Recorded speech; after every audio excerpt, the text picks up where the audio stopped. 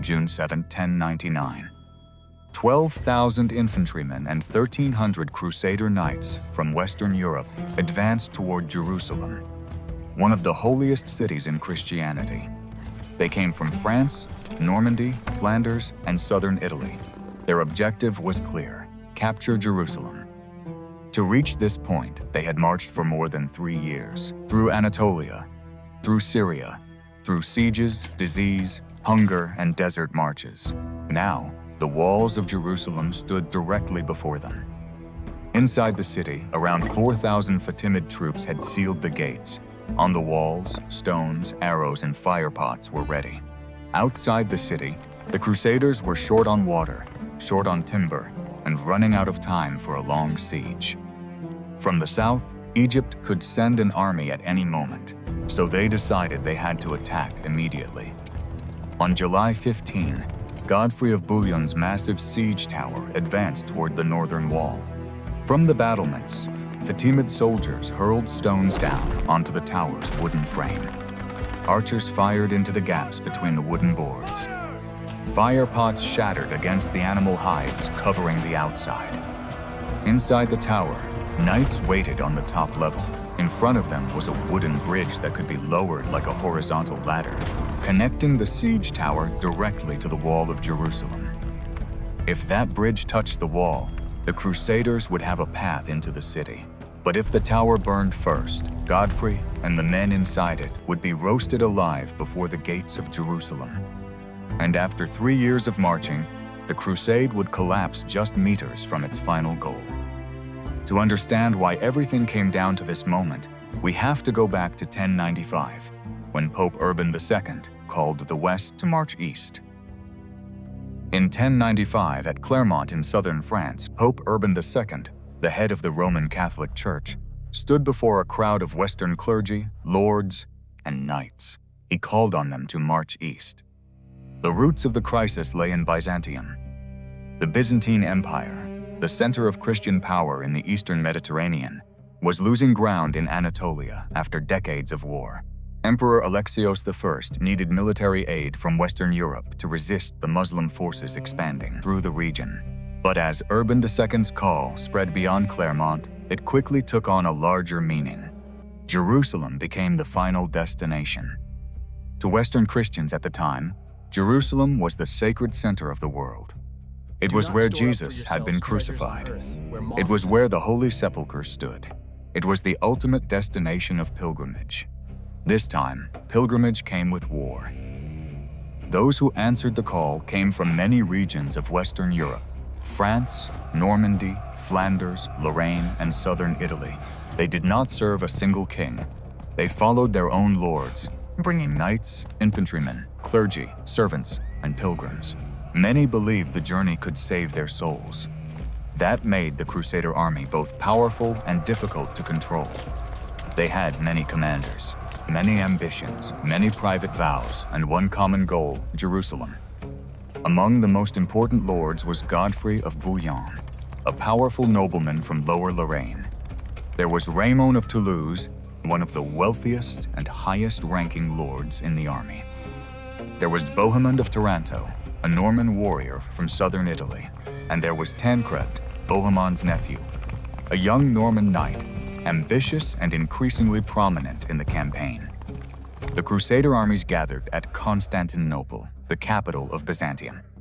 There, they entered into a tense relationship with Emperor Alexios. Alexios wanted to recover the Byzantine lands that had been lost. The Western lords wanted to keep pushing farther east, where Jerusalem waited at the end of the road. After Constantinople, they entered Anatolia. This was a vast, dry land, unfamiliar to many Western European warriors. The march was long, supplies were unstable, and constant attacks steadily reduced the army's size. But they continued south. The next major objective was Antioch, one of the most heavily fortified cities in Syria. The siege of Antioch lasted for months and nearly destroyed the entire campaign. Soldiers starved, disease spread, war horses died in large numbers, and the lords argued among themselves.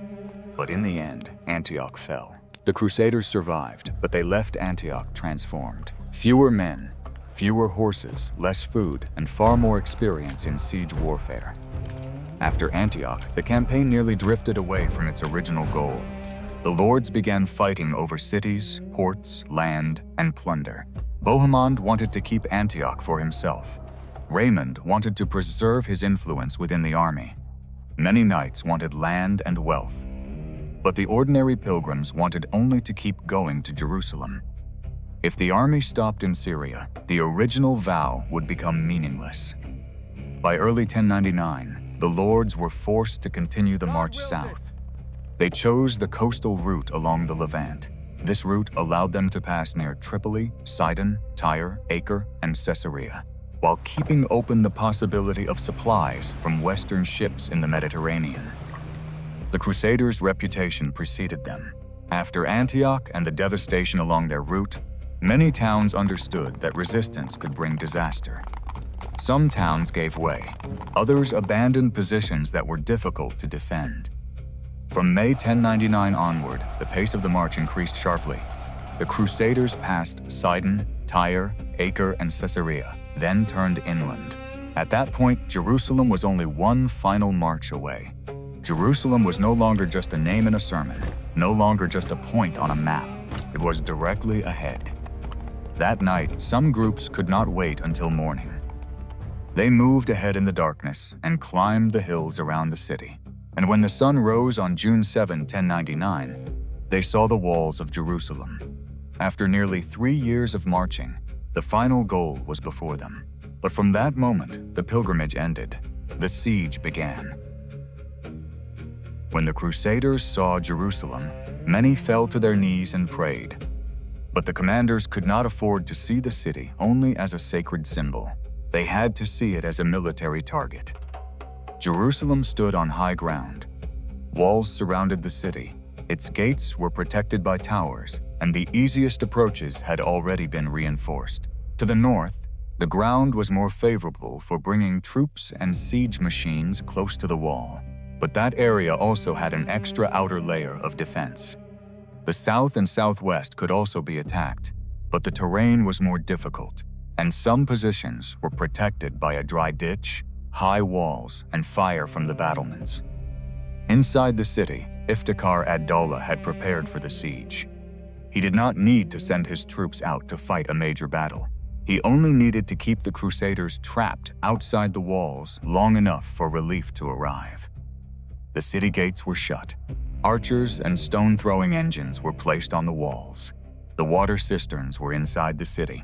Outside, many of the water sources around Jerusalem had been destroyed, controlled, or made unusable. That made the first problem emerge almost immediately: thirst. The Crusaders had reached Jerusalem, but they did not have enough water for a long siege. Foraging parties had to leave the camp to find water. The farther they went, the more vulnerable they became to ambush. The longer the siege dragged on, the weaker the army outside became. The second problem was timber. To capture a city like Jerusalem, they needed ladders, battering rams, stone-throwing engines, and, most importantly, siege towers. But the area around Jerusalem did not have enough large timber to build those machines. An army might have thousands of men, but without water and without siege towers, they could only stand outside the walls and stare at the city. The Crusader lords divided their forces into camps around the city. Godfrey of Bouillon and the northern lords placed their forces north of Jerusalem. Raymond of Toulouse moved his men to the south, near Mount Zion. These two attack directions would decide the entire siege. On June 13, the Crusaders launched their first attack. It was a rushed assault. They did not yet have enough siege towers. They did not yet have enough stone-throwing engines. They had no clear way to get a large force over the wall. A few ladders were carried toward the city. Infantry advanced under fire from above. Fatimid archers shot down at them. Stones were hurled at the men trying to climb. On the walls, the defenders used every method they had to keep the attackers away from the battlements. The assault failed. The Crusaders were forced to pull back. That failure showed the lords one thing very clearly: Jerusalem would not be taken by faith and determination alone. If they wanted the city, they had to build siege machines. In the days that followed, the siege became a race. Outside the city, thirst spread through the camps. Men and horses needed water. Soldiers had to go farther to find wells, springs, or any water source still usable. Every trip carried risk. A party too small could be ambushed. A party too large weakened the main camp. Meanwhile, inside the city, the Fatimids only had to hold the walls. Inside the city, the Fatimids had water, high ground, strong fortifications, and the hope that an army from Egypt would soon come north to relieve them. For the Crusaders, every passing day made the situation more dangerous. On June 17, news arrived from the coast. Several ships from the city-state of Genoa in northern Italy had reached the port of Jaffa. They did not bring a large army. They brought something the siege needed even more: timber, tools, and experienced craftsmen. Jaffa was not far from Jerusalem, but the land between the port and the Crusader camp was still dangerous. A force was sent to collect the materials. On the way, they encountered Fatimid troops. Although it was not a major battle, the clash proved decisive. The Crusaders protected the convoy and brought the timber back to Jerusalem. In the end, most of the materials reached the camp. At the same time, some locals showed the Crusaders where they could find more timber in the surrounding area. From that point, the siege entered a new phase. Men who had once carried spears and shields began hauling timber, digging earth, hammering nails, and raising frames. The camps became construction sites. Siege towers were built. Battering rams were prepared. More ladders were made. Stone-throwing engines were assembled. Mobile shields were covered with animal hides to protect against arrows and fire. To the north, Godfrey had a large siege tower built. To the south, Raymond also prepared siege machines for his own attack. But preparing the siege machines did not solve every problem. The lords still disagreed. Who would control Jerusalem if the city fell? Who would hold power in the new land? Who would be seen as the man who had brought the crusade to its final victory? Those questions did not disappear. But beneath the walls of Jerusalem, arguments could not go on forever. The Fatimids still held the city. Thirst was still weakening the Crusaders outside. And to the south, the Fatimid army from Egypt could appear at any moment. In early July, a new call spread through the Crusader camp. A priest declared that victory would require an act of penitence. So the Crusaders organized a religious procession around Jerusalem. Many walked barefoot.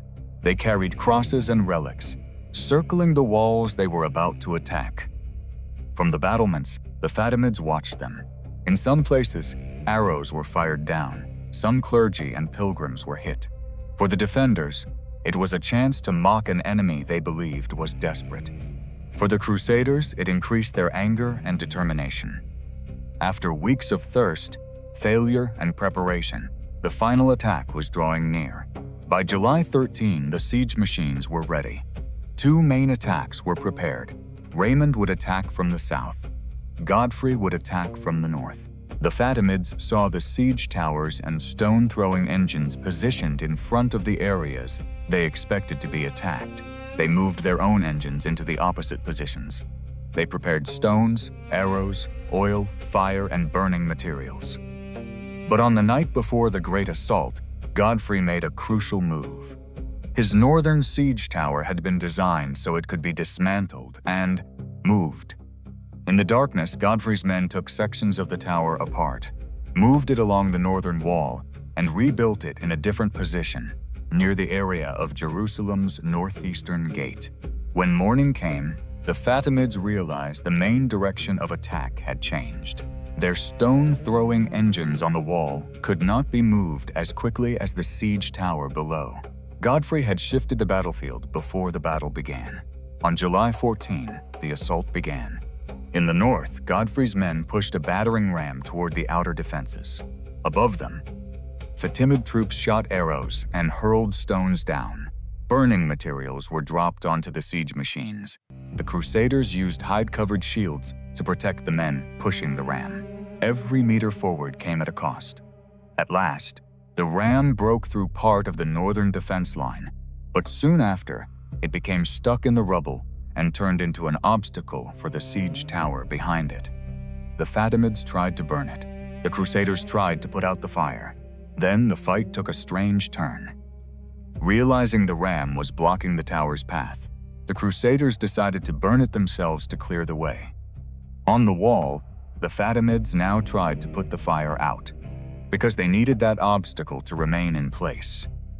For several hours, both sides fought over the same machine, but for opposite reasons. In the end, the ram was destroyed.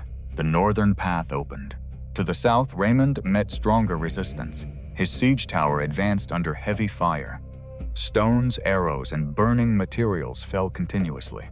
The terrain and defenses in this area prevented the southern attack from making a quick breakthrough. By the end of July 14, the outcome remained uncertain. The Crusaders had gained ground in the north, but Jerusalem had not yet fallen. On the morning of July 15, the attack resumed. To the south, Raymond again pushed his siege tower forward. The Fatimids concentrated their fire. The tower was set ablaze and forced to retreat. The battle would not be decided in the south. Everything shifted to the north. Godfrey's siege tower, bearing the symbol of the cross, advanced toward the wall. Inside the tower were Godfrey and his elite soldiers. Outside infantrymen pushed the enormous machine forward inch by inch.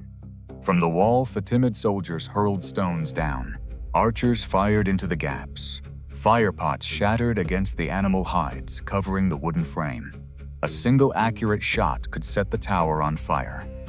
One stone in the right place could bring the entire machine down, dragging the men inside with it. Godfrey narrowly escaped death when a stone struck down the soldier beside him. But the tower kept moving. When it came close enough, the Crusaders on the upper level had the advantage of height. They fired down onto the wall, forcing the Fatimid archers to pull back. The defenders turned to a terrifying weapon: Greek fire, an incendiary substance extremely difficult to extinguish with water. Fire clung to the tower. For a moment, it seemed the Fatimids had found a way to stop the breakthrough. But the Crusaders had been warned in advance. They used vinegar to smother the flames. The flames were brought under control. The tower still stood. At the same time, smoke rose near the wall, forcing part of the defending force to abandon its position. The opening lasted only a brief moment. Godfrey gave the order to prepare. From the highest level of the tower, a wooden bridge dropped into place, creating a path onto the wall. The first soldiers crossed the wooden bridge and rushed onto the battlements. They seized the position and held it. Godfrey and the others quickly followed. Below them, another group brought ladders to the exact section of wall where the breakthrough had begun. In a short time, a small foothold became a real breach in the defense line. The Fatimids had resisted fiercely for more than a day. But once the Crusaders stood on the wall, control began to break down.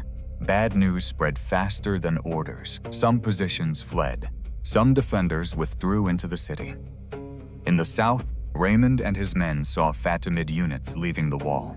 The attack that had been stopped now had a chance to advance.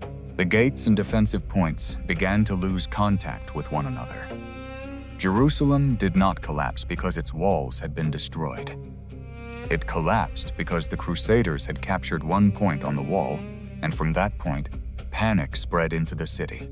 By midday on July 15, 1099, the Crusaders had poured into Jerusalem. The central objective of the First Crusade had been achieved. After nearly 3 years of marching through Anatolia, Syria, Antioch, hunger, disease, and division, the army from Western Europe had captured the city it had sworn to reach. But the violence did not end when the first soldiers crossed the wall. Inside Jerusalem, the battle turned into a massacre. After the defense line collapsed, defenders, residents, and others trapped inside the city became targets of violence. Some ran toward holy places. Some barricaded themselves inside large buildings. Some tried to surrender, hoping the Crusader commanders would accept them. But in the chaos of a city that had just been taken, command broke down, and no order was strong enough to stop the bloodshed. Tancred is said to have tried to protect some people by giving them his banner. But not every Crusader group respected that protection. The capture of the city quickly became one of the bloodiest events of the First Crusade. Iftikhar ad-Dawla and part of his elite force withdrew into the Tower of David. Raymond negotiated with him. In the end, the Fatimid governor was allowed to leave Jerusalem with some of his men, heading toward Ascalon on the southern coast. Jerusalem had fallen. The Crusaders controlled the city. The Fatimids had lost the most important target in the region, and the First Crusade had achieved its greatest goal. But victory immediately created a new problem. Who would rule Jerusalem? This was not an ordinary city to be divided like plunder. For many clergy and pilgrims, Jerusalem was sacred property. They did not want a secular king sitting on a throne in what they saw as the city of God. For the lords, Jerusalem was the center of a new power. If they could hold the city, they could create a lasting Latin lordship in the east. Godfrey of Bouillon was eventually chosen to lead Jerusalem. He did not take the title of king, but in practice, a new Latin government began to form around the city. This was the beginning of Latin rule in Jerusalem, the foundation of what would become the Kingdom of Jerusalem. In Europe, the news that Jerusalem had fallen sent shockwaves across the continent. A divided army, marching thousands of kilometers, worn down by thirst, hunger, disease, and war, had finally done what many had thought impossible. They had gone from Pope Urban II's call to the walls of Jerusalem, and they had crossed those walls. This victory made the First Crusade the most successful of all the Crusades. It created a model for later expeditions. It convinced Western knights, clergy, and rulers that distant campaigns like this could reshape the map of power in the Middle East. But in the very land they had just captured, victory was only the beginning. Jerusalem lay far from Europe. Around it lay cities, deserts, roads, and rival powers the Crusaders did not yet control. They had captured the city. Now they had to hold it. And Egypt did not accept the loss of Jerusalem. Iftikhar ad-Dawla had withdrawn to Ascalon. A Fatimid army could still march north from the south. Only weeks after taking Jerusalem, the Crusaders would have to leave the city behind and face their next test. The battle for Jerusalem had ended, but the war to hold Jerusalem had only just begun.